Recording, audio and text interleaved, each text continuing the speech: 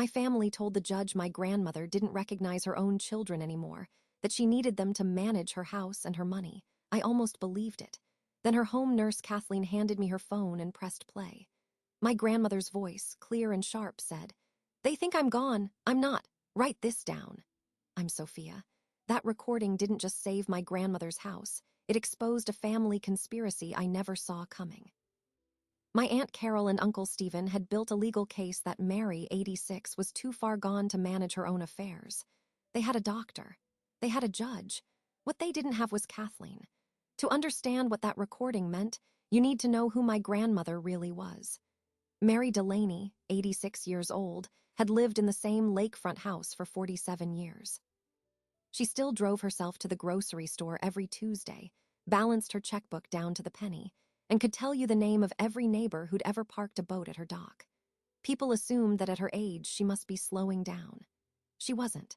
Her house sat on 2 acres of frontage at Lake Morning, a place so quiet you could hear a paddle hit the water from a quarter-mile away. She and my grandfather bought it in 1976 for $42,000. Today it's worth just under $900,000, and unlike most waterfront properties, there was no mortgage. She'd paid it off decades ago. That fact alone, a free and clear deed, would become the reason everything fell apart. My Aunt Carol is my grandmother's daughter. My Uncle Stephen is Carol's husband, a man who's held 6 different jobs in 15 years and finished none of them. They live 40 minutes from the lake house in a rented condo, but they spent every holiday at Mary's table, every summer weekend on her porch. I thought they were there because they loved her. I was wrong. The first sign something was off came last spring. My grandmother mentioned she felt foggy some mornings.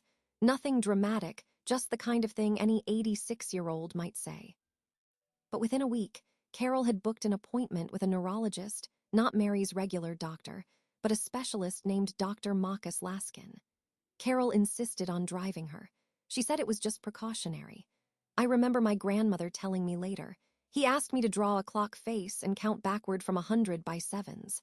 I did fine, but he kept looking at Carol like he was waiting for permission to write something down."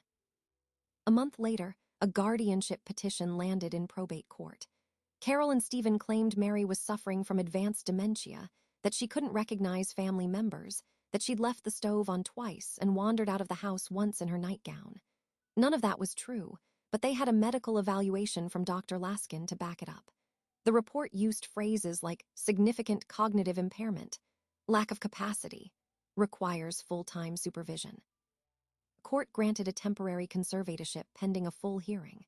Just like that, my grandmother's house and her bank accounts were frozen under Carol's control. I sat in my apartment that night staring at the court papers. My grandmother was the sharpest person I knew. She taught me to play chess when I was 7 and still beat me regularly. She'd retiled her own bathroom the previous summer. And now a judge I'd never met had decided she wasn't competent to choose what to eat for breakfast. But here's what I didn't know yet. My grandmother had a home health aide named Kathleen Okonkwo, a former ICU nurse who'd taken the job because it was quiet and she liked the lake view. Kathleen had been watching the whole thing unfold, and Kathleen was the kind of person who paid attention. She started keeping notes. She started keeping recordings, and what she captured on her phone didn't just prove that my grandmother was lucid. It proved that the doctor who declared her incompetent had been paid to say so, by the very people who were now asking the court to hand them the keys. Kathleen Okonkwo had been working as my grandmother's home health aide for 8 months when the guardianship petition landed. She wasn't just a nurse. She was a trained observer, someone who'd spent 15 years in intensive care units reading subtle changes in patients that no one else caught. When Carol and Stephen started showing up at the house with legal documents for Mary to sign, Kathleen made a decision. Every time they visited, she would keep her phone recording in her pocket. Not because she expected a conspiracy, but because she'd learned long ago that families reveal themselves when they think no one else is listening. The first recording she played for me was from April 19th. You can hear Carol's voice, syrupy sweet, the tone she used when she wanted something. "Mom, just sign here." "It's just a standard form, so Stephen and I can help with your bills. You trust us, right?" My grandmother's voice comes through clear and cautious. "I want Sophia to look at it first." There's a pause. Then Carol, tighter this time. "Sophia's very busy, Mom. She doesn't need to be bothered with paperwork. We're right here." My grandmother didn't sign that day. Kathleen noted that Carol left the room to make a phone call, and when she came back, she was smiling differently. That was the call that scheduled Dr. Laskin's evaluation. But the recording that changed everything was from May 2nd. Stephen and Carol were in the kitchen, and they didn't know Kathleen was in the laundry room folding towels within earshot. Stephen says, "Laskin wants 5,000, cash, for the report." Carol's voice, "5,000, we agreed on 3. Stephen, he said a full cognitive impairment finding means more risk. He's putting his license on the line. It's 5 or nothing. Carol sighs then, "Fine, but this better hold up in court. Once we have the house listed, we'll clear at least 800. 5,000 is nothing." Kathleen had caught a bribe on audio. When I heard that, my hands went cold. I'd known something was wrong, but hearing the dollar amounts, hearing them calmly negotiate the price of a false diagnosis like they were buying a used car, it broke something open in me. Kathleen had already saved the file in 3 places. She'd sent a copy to her sister in Arizona and left a thumb drive in a safety deposit box. She was methodical. She'd been building a case while I was still hopping. This was all a misunderstanding. Kathleen told me there were more recordings, hours of them. Conversations where Carol coached Mary on what to say to the judge if anyone asked. A moment where Stephen discussed whether they could speed things up by moving Mary to a facility where she'd be disoriented and less credible. But the worst one was a recording of Dr. Laskin's actual evaluation visit. Kathleen had positioned herself in the hallway, the phone capturing every word through the cracked door. Dr. Laskin asks Mary the standard questions. "What year is it? Who's the president? Can you draw a clock?" My grandmother answers all of them correctly. She tells him the date, the day of the week, and even adds that the president's approval rating dropped 3 points last week because she'd watched the news that morning. There's a long silence after that. Then Dr. Laskin says, "Mrs. Delaney, I'm going to note some cognitive deficits consistent with dementia. It's for your safety." My grandmother's voice trembles. "I don't understand. I answered everything." Laskin's reply is flat.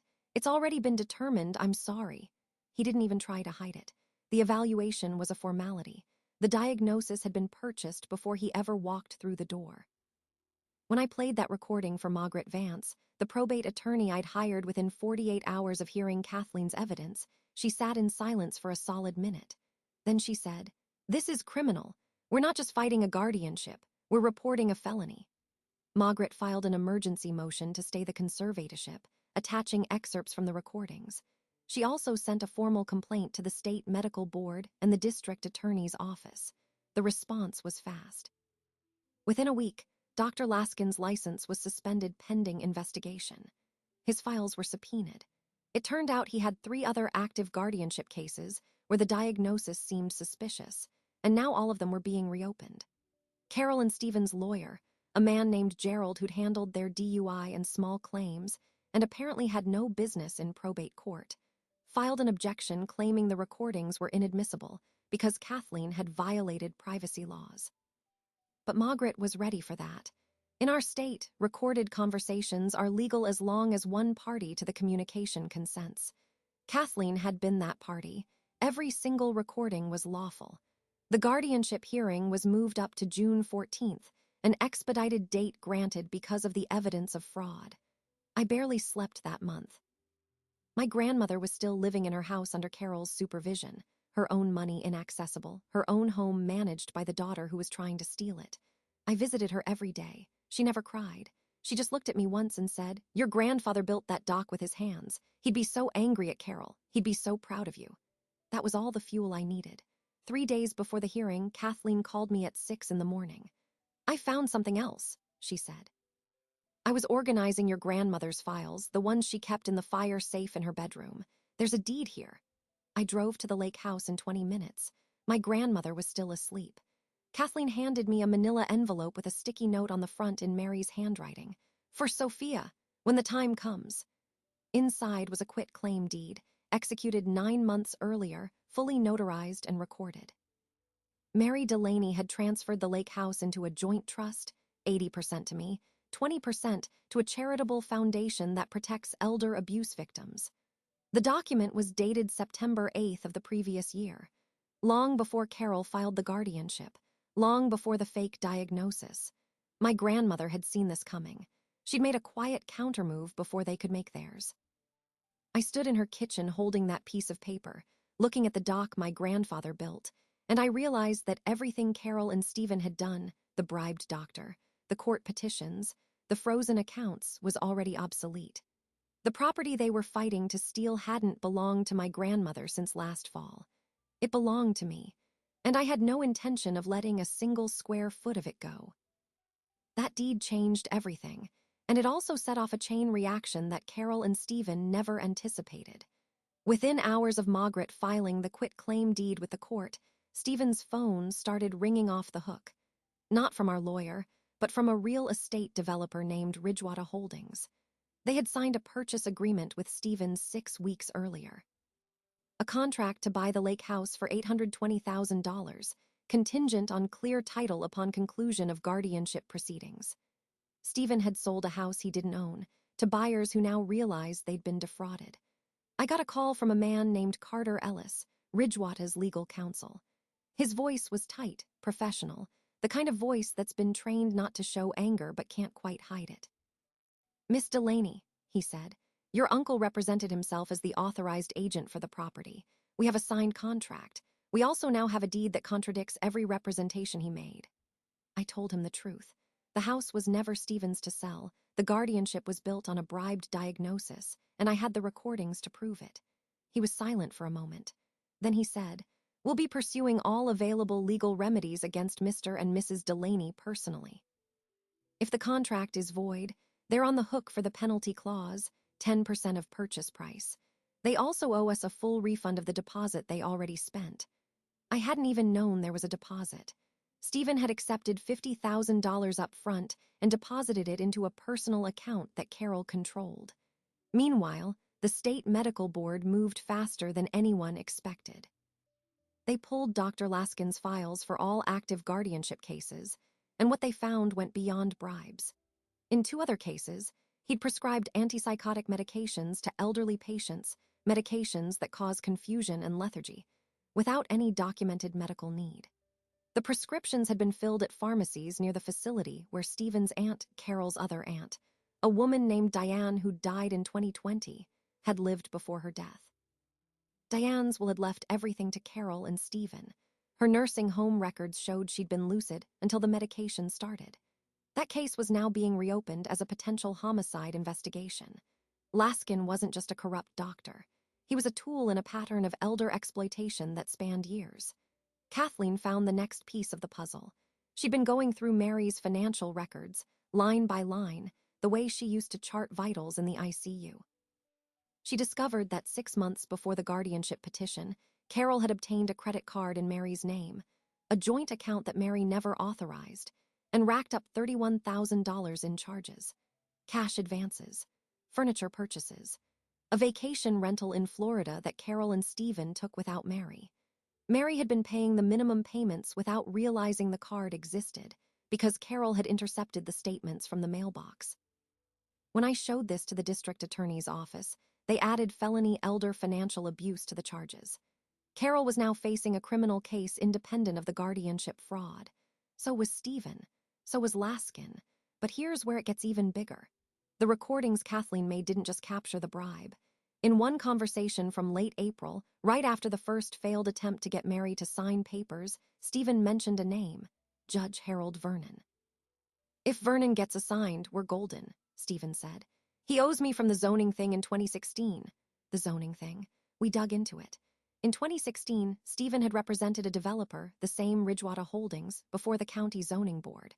Harold Vernon was the board chairman at the time. Stephen had helped fast-track a lakeside development by allegedly supplying an envelope of cash to expedite paperwork. Vernon was now a probate judge. And by sheer chance, or not, he'd been assigned to oversee the initial guardianship hearing. He'd signed the temporary conservatorship order that froze Mary's assets. Margaret immediately filed a motion for judicial recusal, citing the recording and the conflict of interest. Vernon stepped down from the case within 48 hours, citing health concerns. He's now under investigation by the State Judicial Ethics Board. The dominoes were falling so fast I could barely keep track. The guardianship petition was crumbling. The doctor was suspended. The judge was recused. The house was deed protected. Carol and Stephen had no legal standing left, but they still had control of Mary's daily life, her bank accounts, her medical decisions. And they weren't going to let go quietly. 2 nights before the final hearing, my grandmother called me. Her voice was thin but steady. "Sophia, Carol came by today. She said if I don't sign a new power of attorney, one that gives her control even if the guardianship fails, she'll put me in a facility. She said she'll tell them I'm violent. She said no one will believe me." I gripped the phone so hard my knuckles went white. "Grandma, don't sign anything. Don't let her in the house. Kathleen is staying with you tonight." I called Kathleen on the other line and told her what Carol had said. Kathleen didn't hesitate. "I'm already packing a bag," she said. "I'll stay until the hearing, and I'll be recording every second."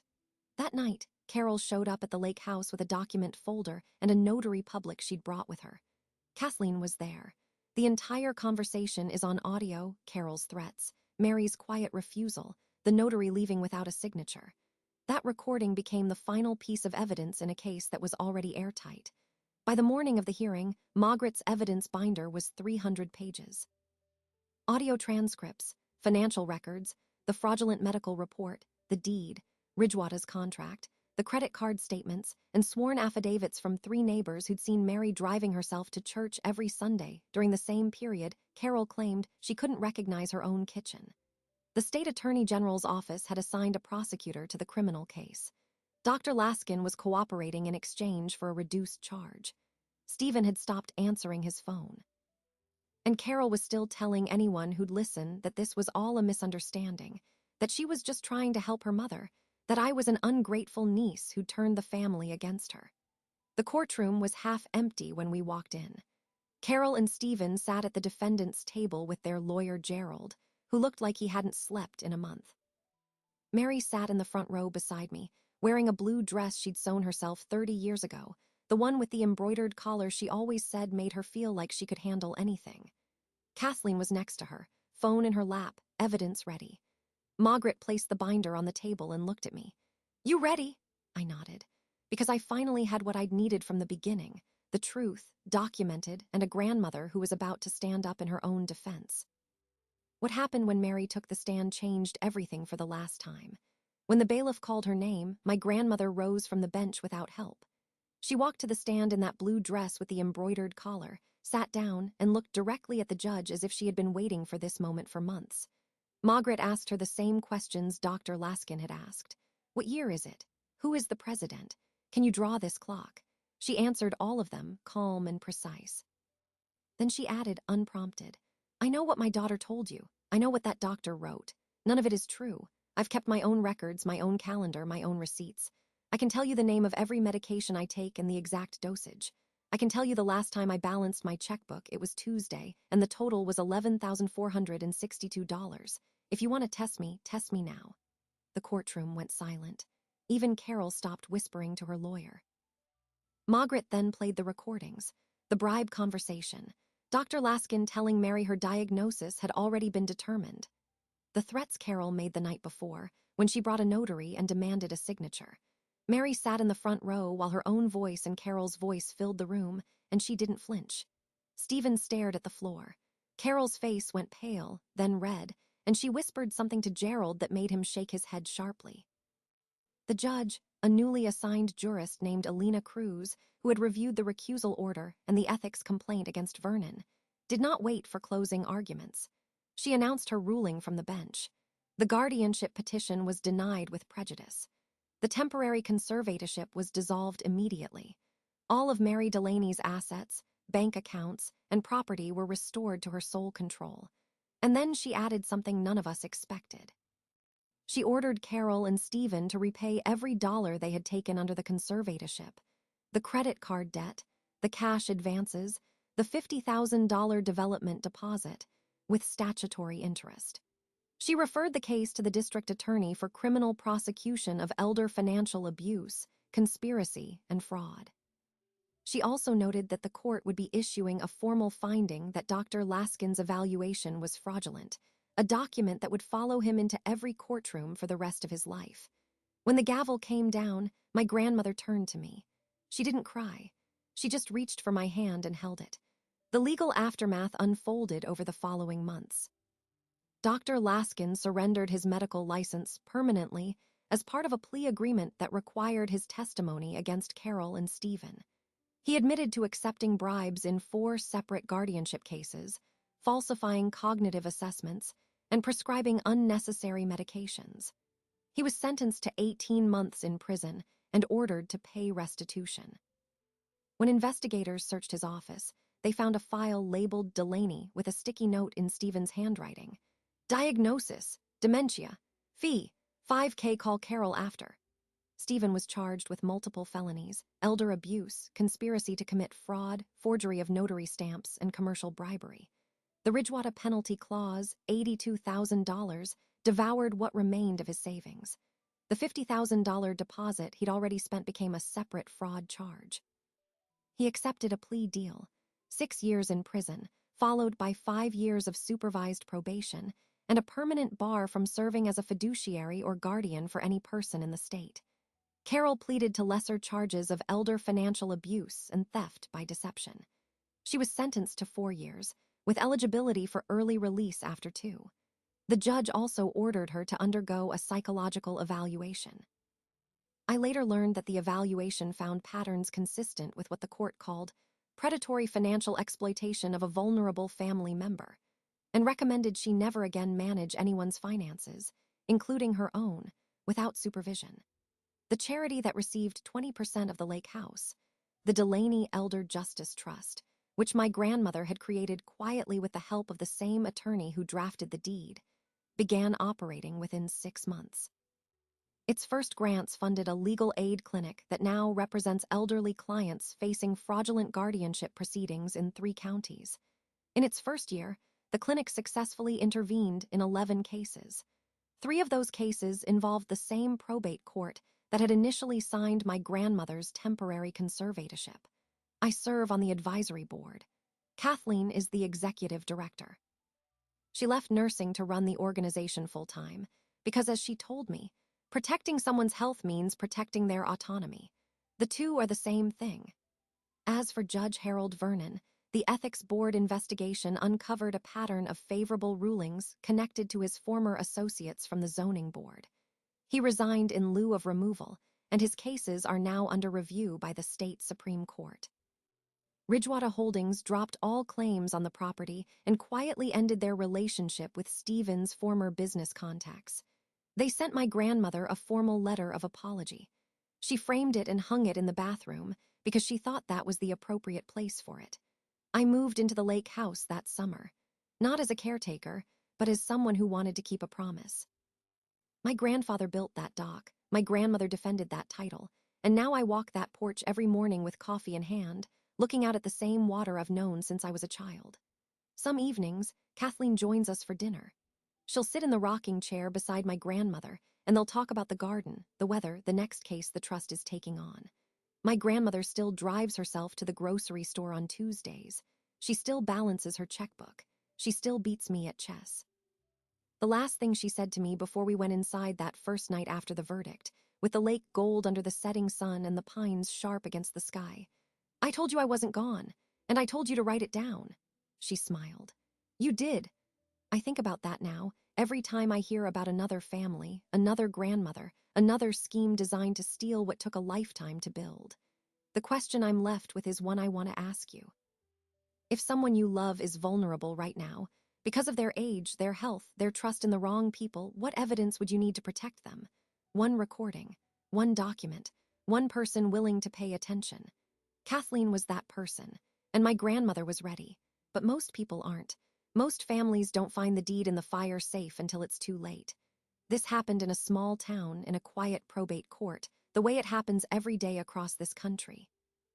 Elder abuse isn't always a stranger running a phone scam. Sometimes it's the daughter who brings the notary to the house. Sometimes it's the doctor who writes the diagnosis because someone paid him to. And sometimes the only thing standing between an elderly person and the loss of everything they built is one person who asks, "What if I record this? What if I save this? What if I believe her?" My grandmother is still in that lake house. She still sits on the porch my grandfather built. She's still sharp. She's still free, but not because the system protected her, because she protected herself and because someone else had the courage to document the truth. If this story stayed with you, I want to know, who in your life would you protect the way Kathleen protected Mary? Tell me in the comments. I read all of them. And if you haven't subscribed yet, hit that button now.